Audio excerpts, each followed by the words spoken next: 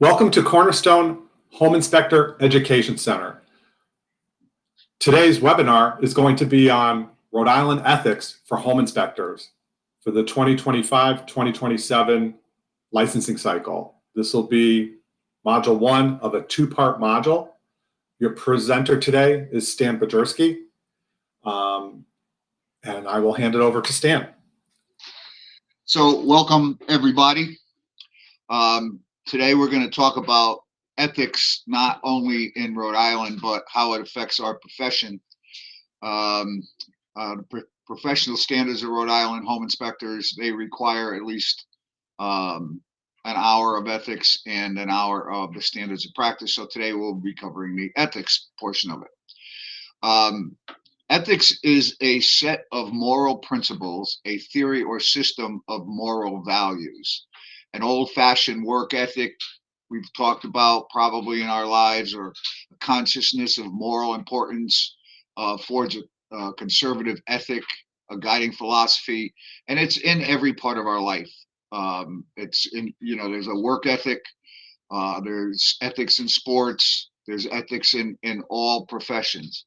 What makes it a little more important in ours, and why it's included in most of the licensed or regulated states as a requirement for continuing ed, is because we have more of an opportunity than, say, an electrician or a plumber to maybe call out something that may not be right and then say that we can fix it. So we have a more direct ability to be unethical in our profession. Next slide, Jim. So it's important, the ethics is important for home inspectors because it's essential to ensure that inspections are performed with integrity, professionalism, and transparency. Adhering to a strong ethical code helps home inspectors build trust with clients and maintain the credibility of their profession. So it's not just us as individuals, it's also our profession that we're trying to kind of bolster. Key ethical principles for home inspectors include honesty and integrity. Accurate reporting by home inspectors must provide truthful and accurate reports on the condition of the property. Misrepresenting or omitting information is unethical and can harm clients. Transparency. Inspectors should fully disclose any conflicts of interest, such as relationships with real estate agents or contractors that may affect their impartiality. Competence. Qualifications. Inspectors must only perform inspections within their area of expertise and should possess the necessary qualifications, certifications, and licenses. Continuing ed. Stay updated with industry standards, regulations, and best practices through continuous education and training. That's essential to maintain competence. Objectivity. Impartiality for home inspectors should remain objective and impartial, providing an unbiased assessment of the property. They should not be influenced by personal interest or external pressures. Client information and inspection details must be kept confidential and only shared with authorized parties. Proper handling of secure storage of inspection reports and related documents are necessary to protect client confidentiality. Treating clients, property owners, and real estate professionals with respect and professionalism is crucial. I know that can be difficult at times. I know that we've all had those difficult clients and realtors and sometimes property owners, but you got to be able to just maintain your cool, smile, answer the questions, try and de-escalate anything that may be happening. Communication. Clear, timely, and effective communication regarding the inspection process, findings, and any limitations is vital for client understanding and trust. And in the market that we're in here in Connecticut, it's essential to provide that information as quickly as possible because they're moving these things along. Okay, Jim? Yeah, I just wanted to comment on two things, secure records and proper handling. You have to be careful when you're sending emails, who they're going to.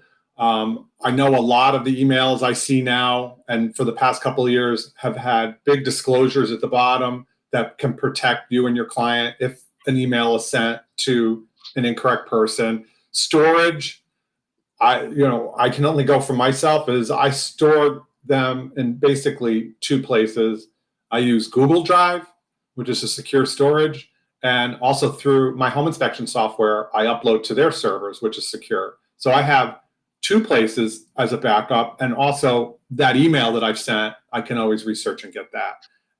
Communication, very important, and I've always found in home inspection and in life, if you explain to your client what you're going to be doing prior to what you do, prior to the inspection, there's an expectation of the client. And I know when I show up to an inspection, it can be very rowdy at times with parents and grandparents and agents and listing agents, but just getting there and saying, we're going to do the outside, or I've already done the outside, and then we're going to start in the garage, and then we're going to do the first floor, the second floor. It makes you look much more professional. And again, you go to that clear and effective communication, which is really, really important. Go to the next. Go ahead, Stan. So adherence to the standards of practice of your state. Inspectors should adhere to the standards and guidelines set forth by relative professional organizations such as the American Society of Home Inspectors or the International Association of Certified Home Inspectors. For states that do not have licensing or regulations, and you're a member of those organizations, is probably a good thing. But you need to remember, if you are in a regulated state, your state standards and regulations supersede anything that your organization requires. Your organization is not going to take your license away.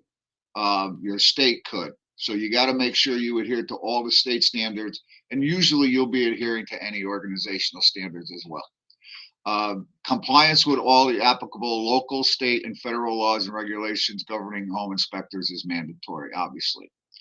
Avoid dual roles. Inspectors should avoid situations where they can benefit financially from the inspection results, such as recommending their own repair services. So as I said at the beginning of the webinar, we have more of an opportunity to do that than any other profession. If somebody called an electrician in, they're usually calling them in to fix something, and it's kind of cut and dry, or a plumber.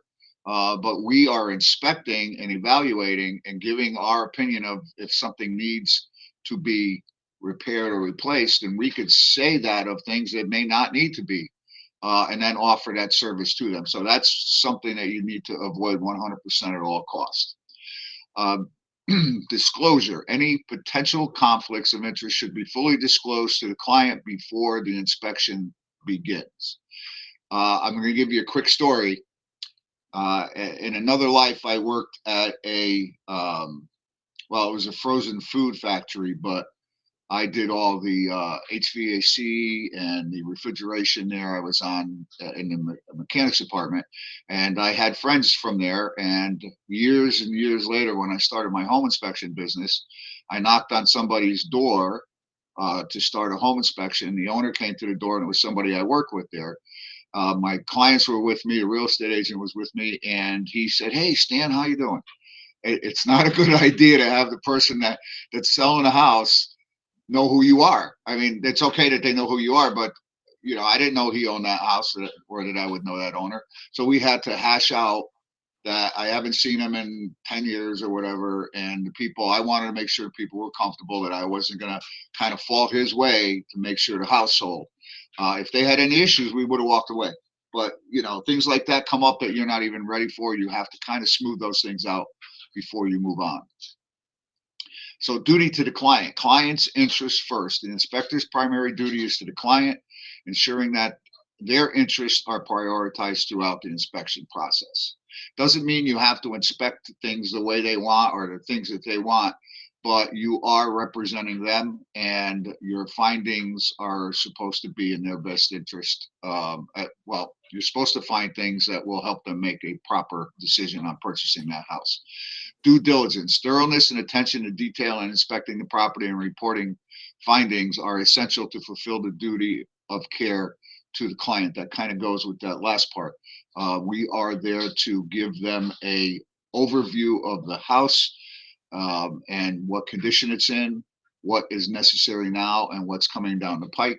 You present all that information to them. You have done your job. That's the only influence that you have on them, putting the cards on the table. You know, sometimes I've had it a couple times in the last week where people come and are asking more information and want to dig deeper. I think sometimes you got to stick to your guns. You made a comment, you made a commitment in a report, you stick to that. By adhering to these ethical principles, home inspectors can provide reliable and trustworthy services, contributing to the safety, security, and information decision-making of their clients. Okay, Jim? So ethics and morals are kind of two different things, even though they're similar in nature. Ethics and morals are closely related concepts that often overlap, but they are distinct in several ways. Here's how they differ. Ethics refer to the rules, principles, and standards of conduct that govern the behavior of individuals and groups. These are often established by external sources like professional organizations, institutions, or society at large. Ethics are typically codified into formal systems or codes of conduct. So your state has a code of ethics, your organization may have a code of ethics, and in order to remain a member or to retain your license, part of that is to follow these ethics. Morals, on the other hand, are personal beliefs and values regarding what is right and wrong. They are shaped by individual experiences, cultural background, religion, and upbringing. Morals are more subjective than internal compared to ethics. Morals, you may want to tell somebody not to purchase a home, or morally, you may want to tell somebody not to purchase a home, but ethically, you should let them make their own decision. And you really should live by that. No matter what's going through your head during that inspection, we are going to report on the findings and let your folks decide how they want to handle things. And that's why if they call you and ask you like to expand on that a little bit and maybe get into your morality, I think you ought to nip it in the bud. You know, you wrote something down, you got to stick to that. Well, you know, a lot of times we'll have clients at the end of the inspection say, well, would you buy this house? I mean, that is 95% of the time I'll get that question. Absolutely. And you know, what I tell people is, it is not my decision that you purchase the house. It's your decision. I'm just here to provide information for you to make an informed decision. That being said, when you talk about morality, I have probably on 2 or 3 occasions have put a client aside and said, you can't buy this house. In my opinion, it is just either structurally or financially overwhelming from what I'm hearing from you. The end decision is yours, but you know, you do come to that point. It's rare, but I can't say that I haven't said that to a client. We'll move on. So ethical standards and professional conduct. So these excerpts are taken right out of the Rhode Island ethics and standards. So requirements to respond to the board. A licensee shall respond within 10 days to a written communication from the board or its designee and shall make available to the board any relevant records, documents with respect to an inquiry or complaint about the licensee's professional conduct. The 10-day period commences on the date that the board sends the communication to the licensee's address of record. The licensee shall cooperate with any reasonable request from any board or staff or board member or other agent or employee acting on behalf of the board while investigating a complaint or claim or allegations regarding the licensee's professional conduct as a home inspector or associate home inspector. Next, Jim. Mm-hmm. Welfare of persons served. Licensees shall not provide any services beyond the scope of their practice or for which they are not appropriately licensed and or registered. Licensees shall not misrepresent licenses, registrations, certifications, qualifications, affiliations, educational background, or experience in the profession to the public, colleagues, or other individuals or entities. Licensees shall fully inform persons served of the nature and limitations of services rendered or to be rendered.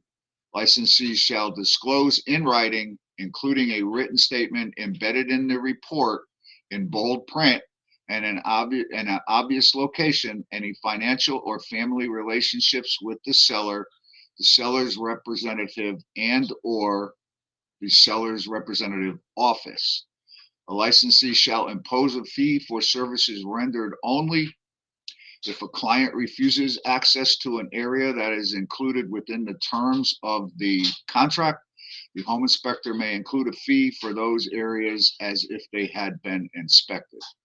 A licensee may charge a cancellation fee so long as the cancellation fee is included in the terms of the contract. So again, everything clearly stated, upfront, obvious, following their requirements when it needs to be in writing, just so communication is clear and concise on what is going to happen versus what is not going to happen.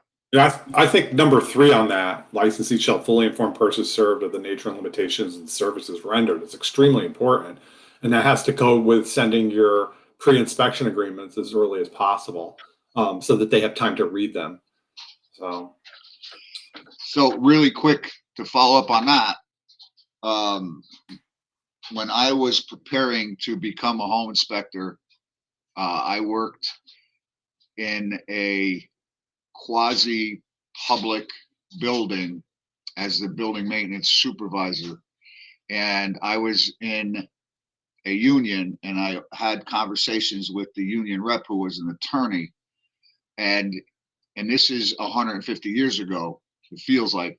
And he recommended even back then to make sure that the inspection agreement is sent out well ahead of time.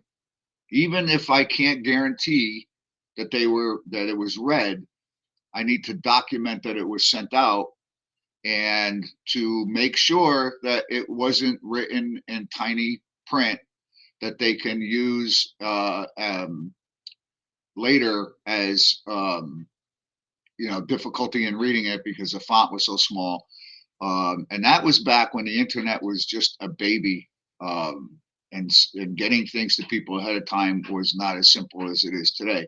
So even back then, that attorney wanted people to know ahead of time. And look, he knew what he could use against me or a home inspector if all that stuff didn't happen. So, well, with most of the inspection software today, those pre-inspection documents and having them digitally signed is fairly common. So it's not hard to do, but I know some inspectors that they don't even have a pre-inspection agreement. It's we know crazy.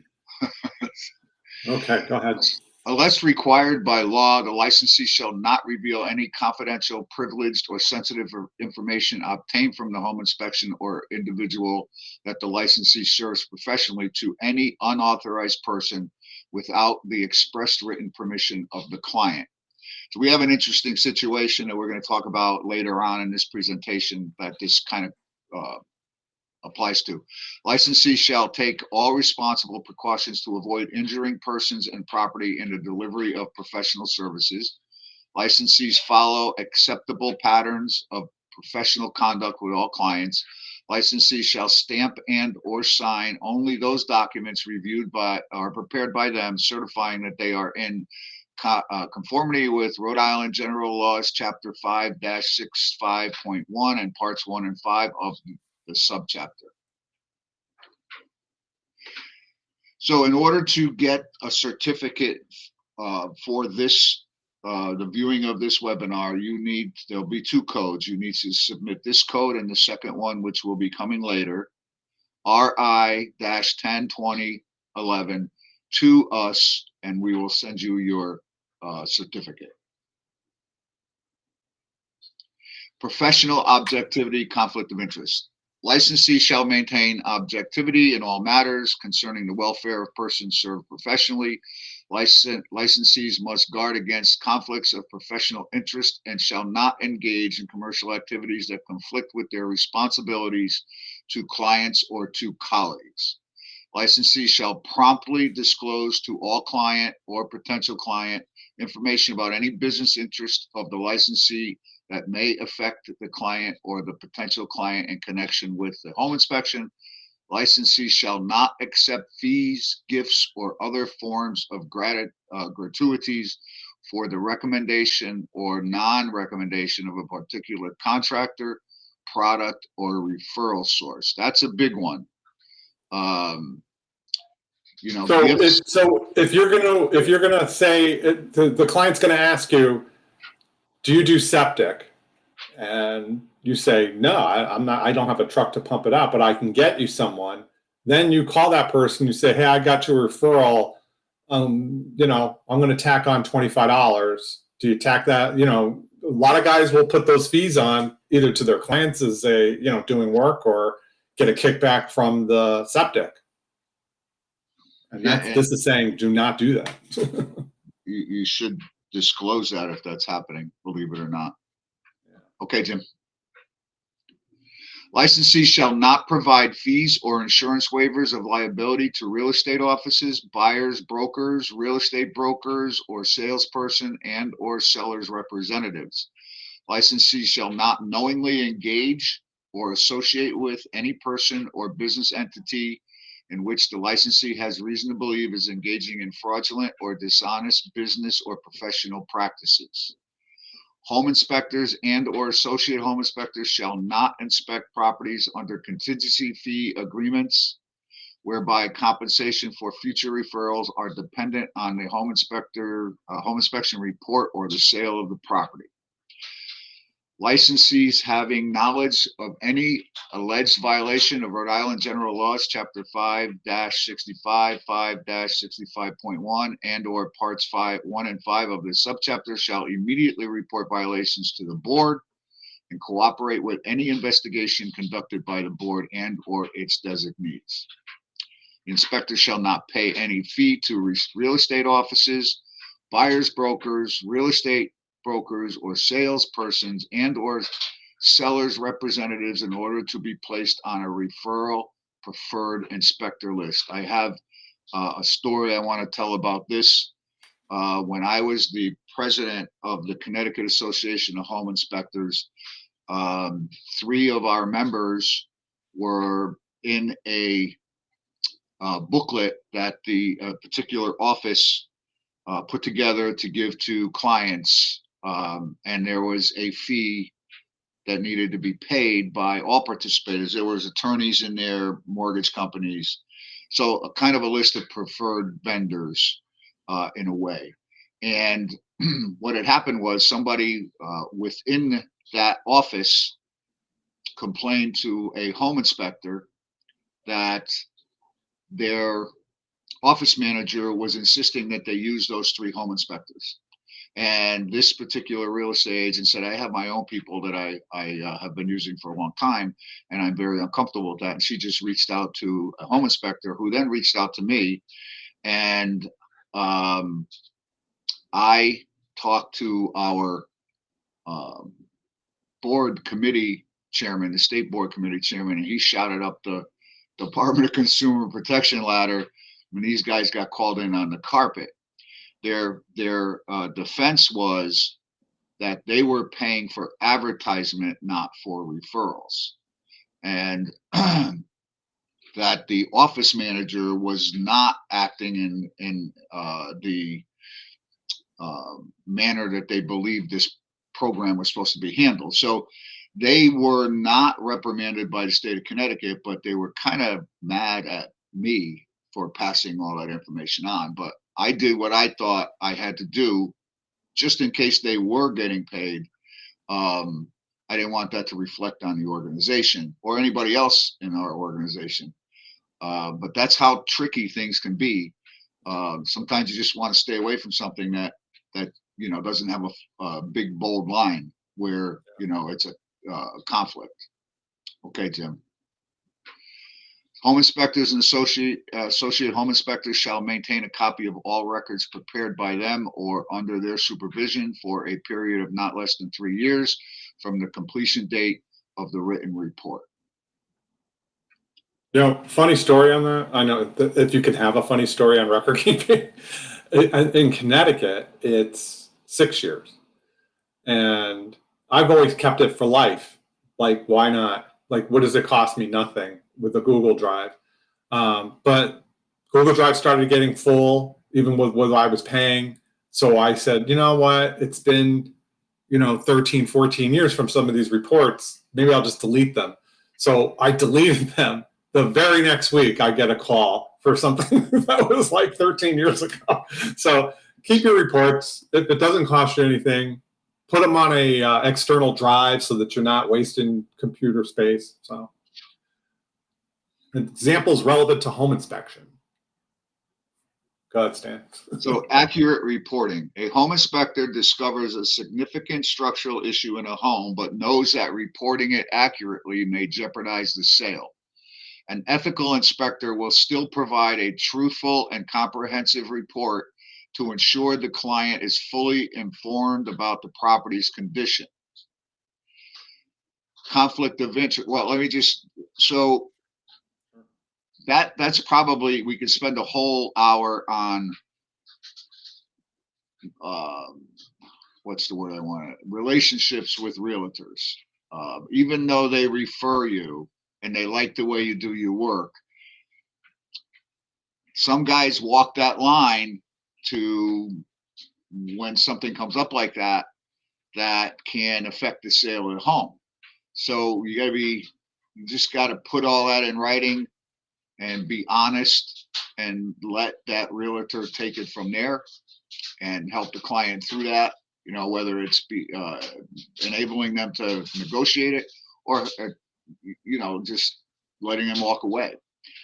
Conflict of interest. An inspector is asked to recommend a contractor for repairs. The inspector has a financial interest in the contracting business. Ethically, the inspector should disclose this conflict of interest to the client and avoid making recommendations that could appear biased. So sometimes if all the parties are aware and they are okay with something, that's okay. So there was a home inspector who performed radon reduction as well and was referred a lot by the local realtors. And he was inspecting the house that had a high level of radon. He disclosed, the realtor said, can you give them a price to reduce the house? And he said, well, that's a conflict of interest. The homeowner said, if people refer you and they rely upon you and you come here when you're supposed to come here and do the job, I don't have a problem with that. And neither did the buyer. So the 4 people put together, a reasonable, situation. They all were okay with that, and nobody thought that was conflict of interest. And he got the job, and he did the job, and he did it right. So there are ways around things, but if it really looks bad, you should just stay away from it. I, as a general rule, do not like giving out recommendations because if that person doesn't do quality work or there's an issue, it reflects on me. Oh, without a doubt. Yeah, it's got to be solid from your point of view to protect you. As inspectors, we also run, like I know I run into the same septic guys all the time, and you become friendly with them over the course of years. And then you're like, they'll ask you, hey, if you get a home inspection, can you recommend me for, septic? And, I say yes, but actually I really just don't because you never know. So client confidentiality. A home inspector completes an inspection and receives an inquiry from a neighbor about the findings. This happens to me a lot. Right there, not later. Ethically, the inspector should maintain client confidentiality and not disclose any details of the inspection to unauthorized parties. How about the other way around? How about you're out there doing the exterior of the house and a neighbor comes running over and says, hey, they had a septic guy here 3 times in the last month. Do you tell them that the neighbor disclose that? Always happens. So, I do. I tell them, look, guy's a little nosy, but he says there was a problem here. Let's dive into that a little bit. Example of competence and qualification. Inspector is asked to assess a complex HVAC system, but lacks the necessary expertise. Ethically, the inspector should decline the task or refer the client to the qualified specialist rather than attempting an inspection beyond their competence. This is happening a lot, maybe not that exact scenario, but a lot with the new people coming into the profession who are having trouble getting referrals and take on stuff that maybe they should not, to kind of get established and make some money. You really got to think hard about if you're able to assess something properly and give people the proper information. Stan, how many years have you been inspecting? This is my 37th year. Right. And then next week, I'm sure you have work coming up. Do you think that there'll be something that you've come across that you won't know what it is instantly? Every day.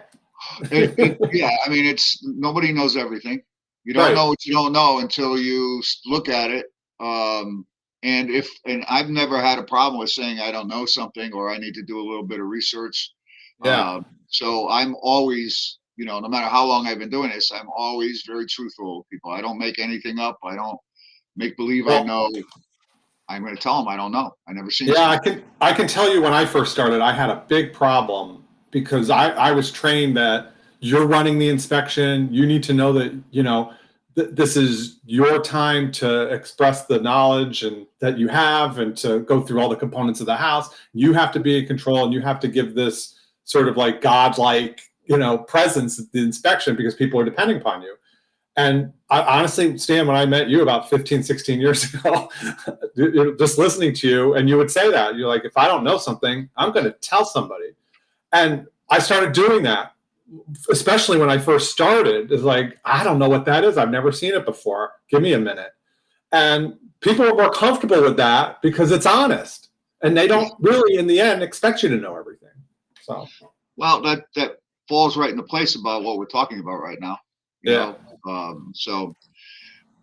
Professionalism and respect. During an inspection, the homeowner is present and inquires about various findings. The inspector should communicate respectfully and clearly, avoiding any disparaging remarks or unprofessional behavior. When I first started, homeowners were home a lot. Yeah. The last bunch of years, they're being told to leave for home inspections, and it just makes everything much more comfortable for the clients, because here in Connecticut, and I'm sure in Rhode Island and Mass and in this neck of the woods, the clients are at the inspection. There's parts of the country where they're not there. They don't go. The home inspector goes by themselves. But when I do get ambushed is when I go back to pick up a radon. Right. So I just don't look. How did the inspection go? Yeah. I just don't look. I can't disclose any information because I'm not sure how the buyers are going to handle things. So you'll just have to wait until you hear from them. On the other end of it, listing agents. I can't tell you how many times, especially on our shoreline in Connecticut, that the listing agent shows up for the inspection. Well, I need to be here. And then when my clients show up and the buyer's agent and I begin my presentation, I say to the listing agent, can you go sit in your car? And they're just, sometimes they're offended. I had one agent call her manager. They want me to leave the inspection.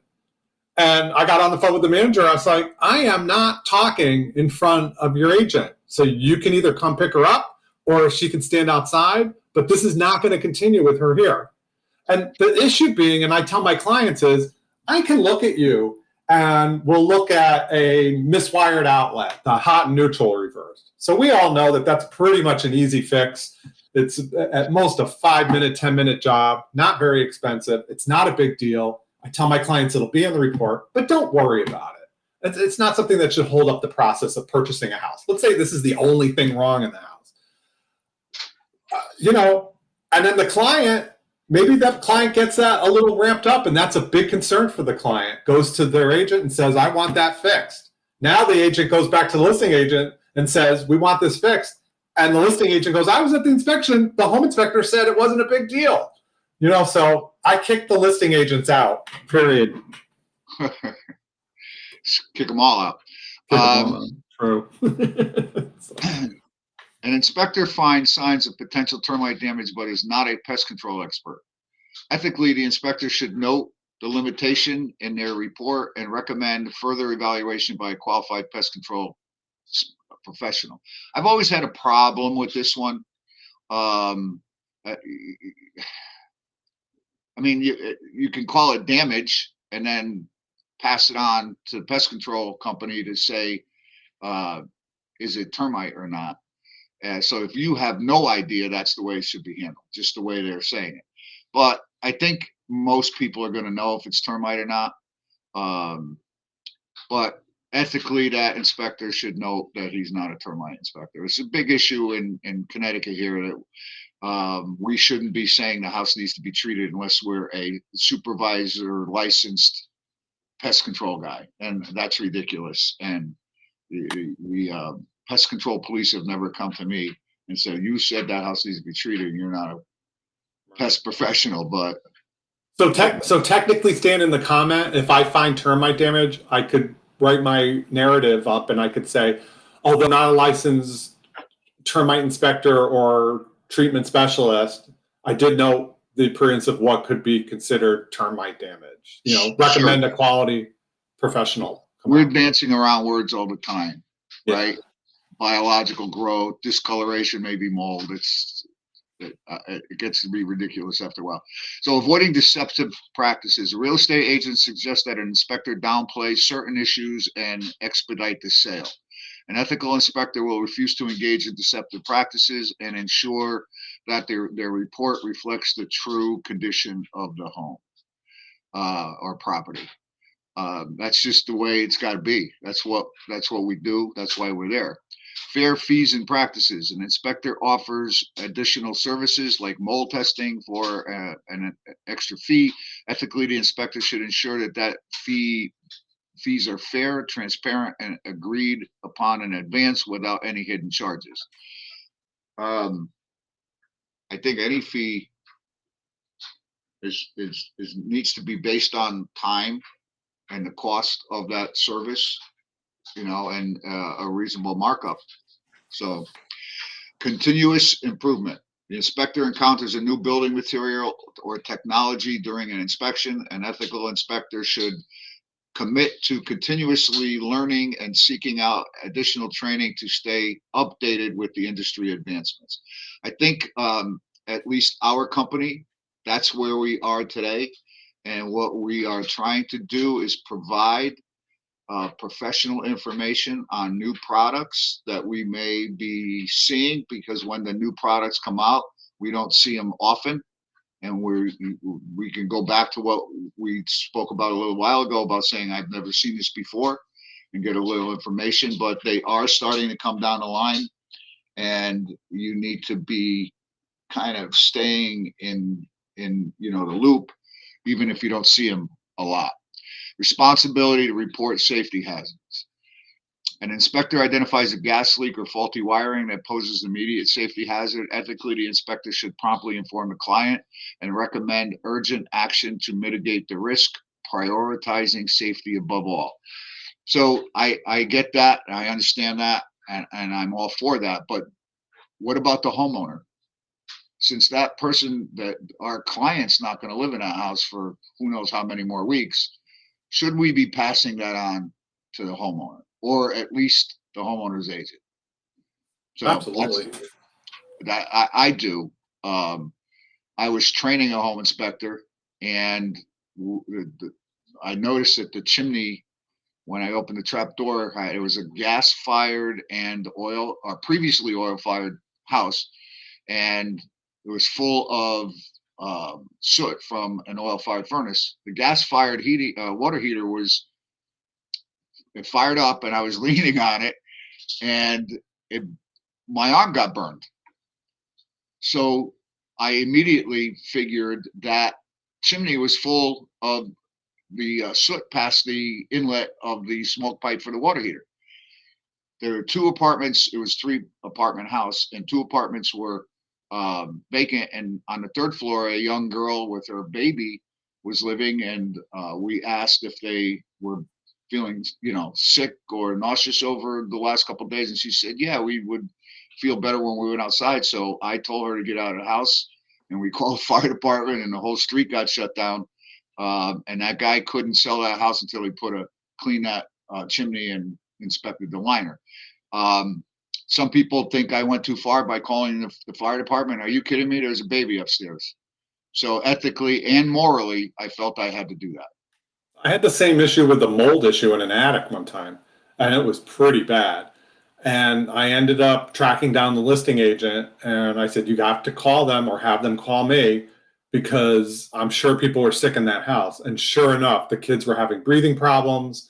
And I told them, you need to get out of the house immediately. I'm like, the mold is that bad. And they did. $35,000 in remediation later, they were happy that someone finally told them what was going on with their health because they never went into the attic. So. Yeah, right. And that's a problem as well.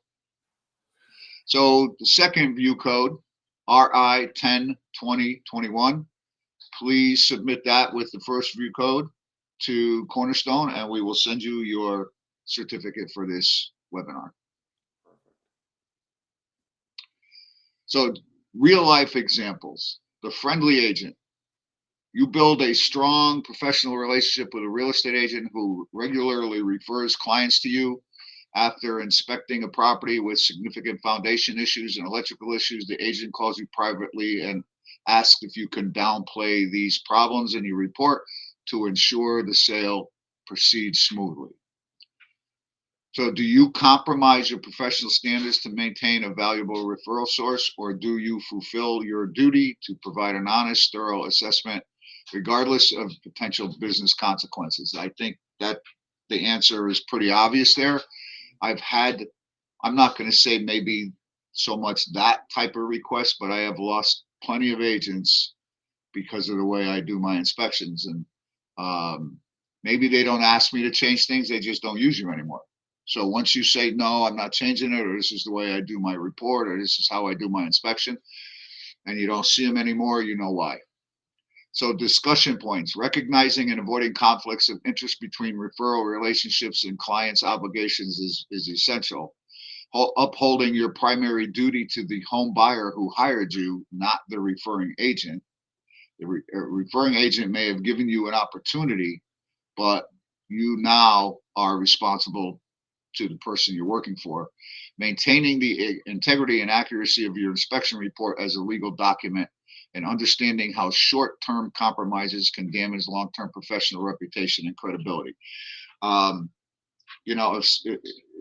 Eventually, if that goes on too often, somebody will find out, and then there goes your entire reputation and all the years that you may have tried to build your business. So I just think it's, to stay on the straight and narrow. Just do your job, and you'll find another referral if that person decides not to refer you anymore. Your past client wants a favor. Past client calls and says they're selling their home and asks you to write a clean inspection summary to show potential buyers, even though you never inspected the home recently. Do you help the client or refuse to falsify a report?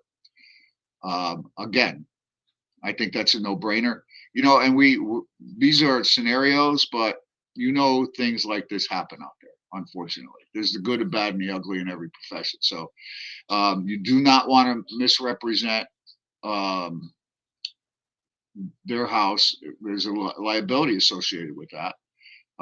Public trust in the profession is going to be tarnished if people find out about that, and professional standards and record keeping requirements by your state may be obviously compromised by that. So too much on the line there. A month after your inspection, the buyer discovers a structural issue that was visible but not mentioned in your report. They contact you to discuss your mistake. Do you deny liability or take ownership and try to make it right? So 37 years in the business, I've heard a lot, and I've always been associated with an organization. In the beginning, it was ASHI, and then the state of Connecticut. So I've heard tons of stories from tons of home inspectors. If this happens to me, I would not deny it. I want to go back and see it. I will give them all the consideration that I can give them. I'm not going to be defensive, but I do want to go and see it again.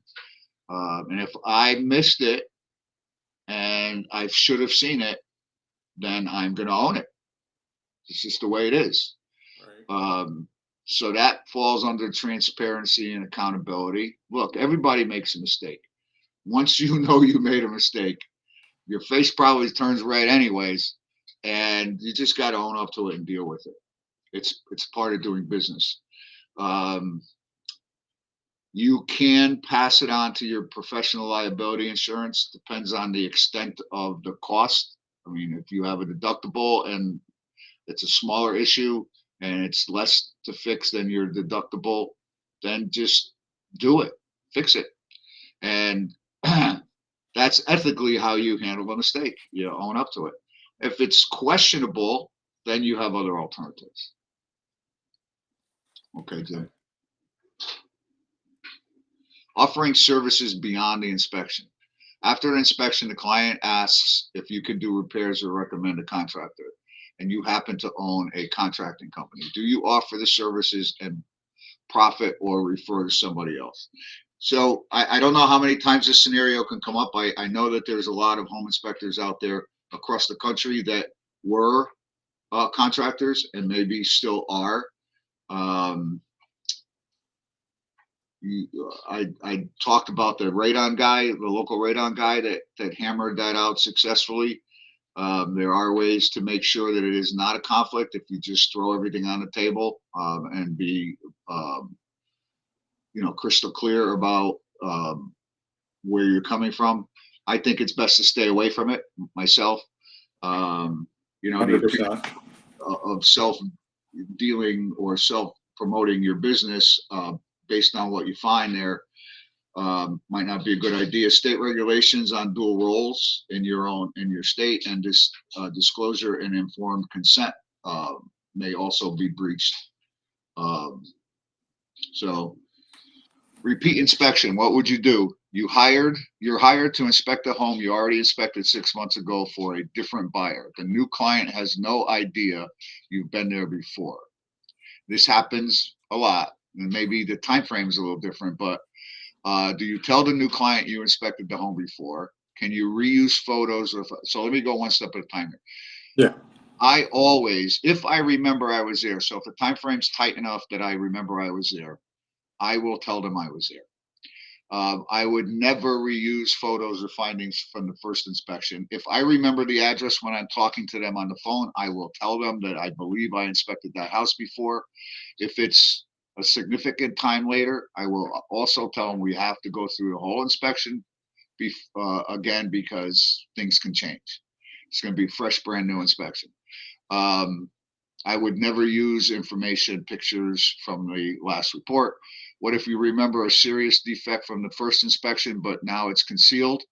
That's a good question. Jim and I had a little discussion on this.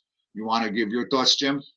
Well, you just said that you would never use any information or photos from the first inspection. So technically, you can't see it now. And that's one of the big overriding philosophies or how we inspect is, how many times do we go into a cape and we can't inspect the attic because there's no scuttle, there's no door, it's all been encapsulated. So we write a disclaimer in the report, attic framing not inspected due to a lack of access.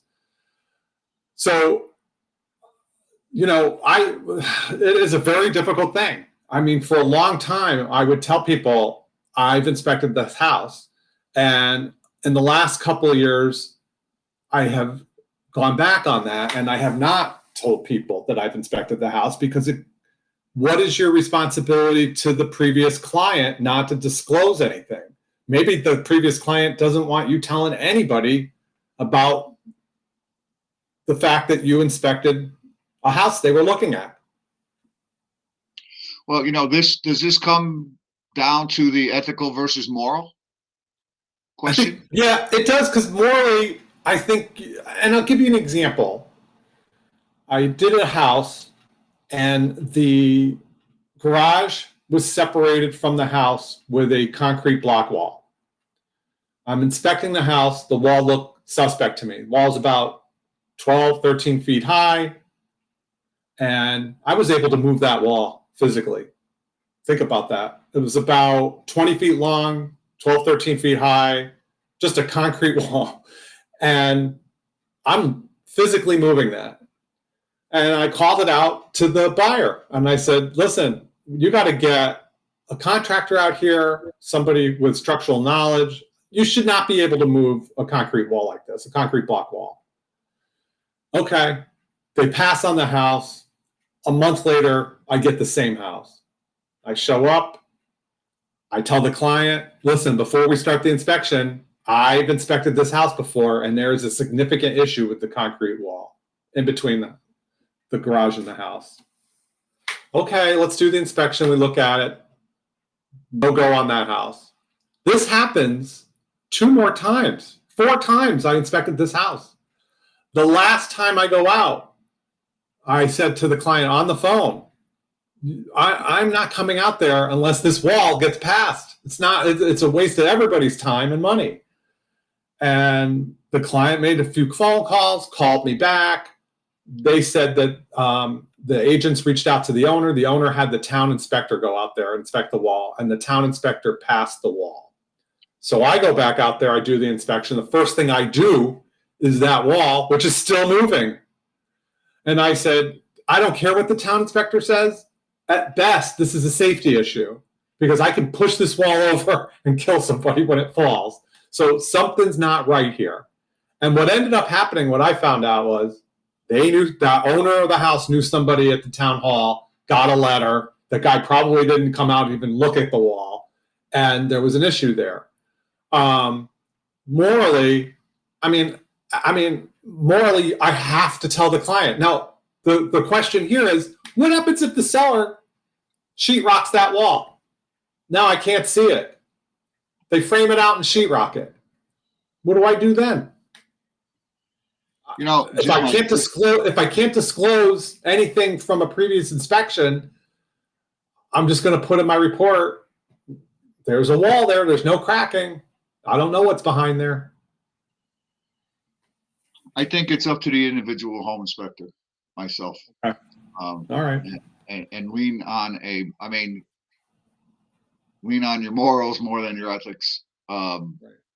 I mean, you made the point that once you complete an inspection from somebody and they pass on the house, really, do you have any obligation to that client other than not sending the report and information total? Well, to me, they're separated now from that house, but I don't know legally. I do not know. They paid for the report. Technically, it's theirs. If your state says do not share that information, then you're following the state regulations by not sharing it. Right. So here it says do not disclose prior inspections without the permission from the first client. I think the first client would probably say, yeah, we walked away from that wall. Go ahead, do it. Right. Gather new observations, photos, and data. That's what I tell people I have to do or will do. Content from earlier report not used. So you respect the privacy of your past clients. It doesn't hurt to reach out and find out if you can use that, if that's an issue.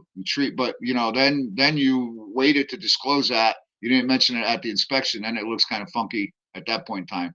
Don't let past findings bias your new report and avoid creating conflicts or confusion. So it's a gray area. Let's put it that way. Those are few and far between type of scenarios, but they can happen. They happen. You need to be prepared. Member of other organizations. Right. So we kind of covered this already. Yep. Your state statutes, code of ethics, and standards of practice supersede any organization that you belong to and their standards of practice and codes of ethics, because they have nothing to do with your license, and the state has all to do with your license. That's your livelihood, and you need to follow that first.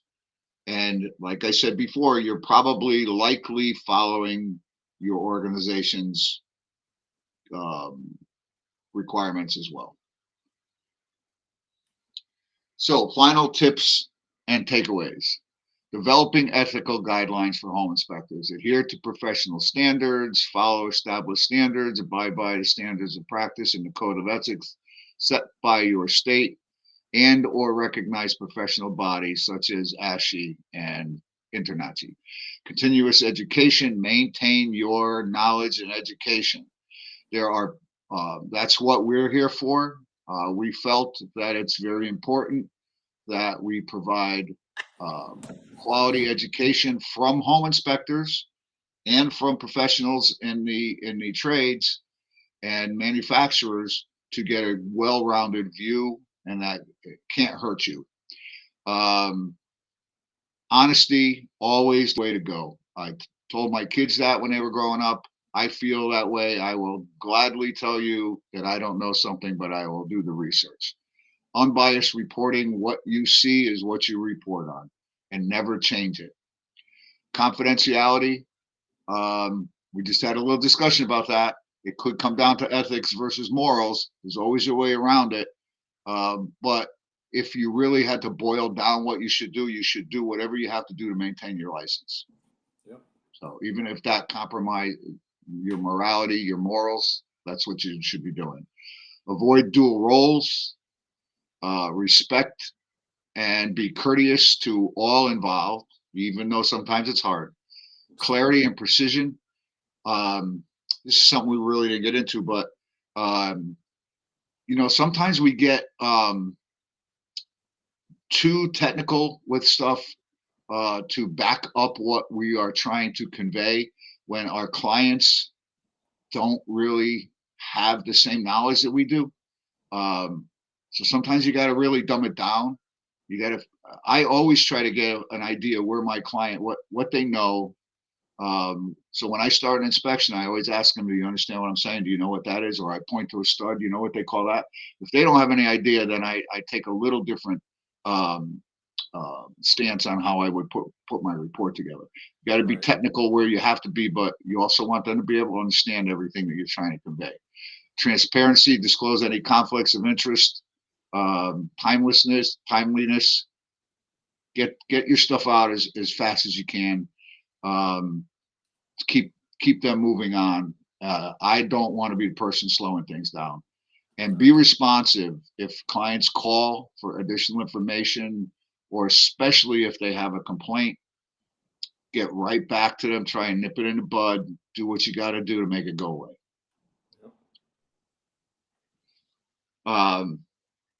Own your work. We talked about that. If you know you made a mistake, then own up to it. That's the best policy.